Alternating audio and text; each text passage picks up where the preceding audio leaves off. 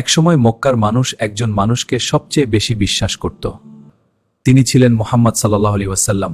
সবাই তাকে ডাকত আল আমিন, অর্থাৎ সবচেয়ে বিশ্বস্ত মানুষ। আমাদের জিনিস যদি কারো কাছে রাখতে হয় আমরা মুহাম্মাদের কাছেই রাখি। তিনি কখনো বিশ্বাসঘাতকতা করেন। হ্যাঁ, তিনি বিশ্বস্ত। কিন্তু একদিন সবকিছু বদলে গেল। হে মক্কার মানুষ, তোমরা এক আল্লাহর ইবাদত করো। এই মূর্তিগুলো তোমাদের কোনো উপকার করতে পারবে না। কি বলছো মুহাম্মদ সাল্লাল্লাহু আলাইহি ওয়াসাল্লাম? আমাদের পূর্বপুরুষদের ধর্ম ছেড়ে দিতে বলছো? যদি মানুষ মূর্তি ছেড়ে দেয় তাহলে কাবার এই মূর্তিগুলোর ব্যবসা শেষ হয়ে যাবে। তো কারণ এতে আঘাত লেগেছিল তাদের মূর্তি পূজা ও কুসংস্কারে, অর্থনৈতিক স্বার্থে, সামাজিক ক্ষমতায়। এই মানুষটা আমাদের সমাজ বদলে দিতে চায়, সব মানুষকে সমান বানাতে চায়। এই ভয় থেকেই শুরু হলো অত্যাচার। মক্কার লোক, মুহাম্মদ সাল্লাল্লাহু তার অনুসারীদের কষ্ট দাও, তাদের থামাতেই হবে।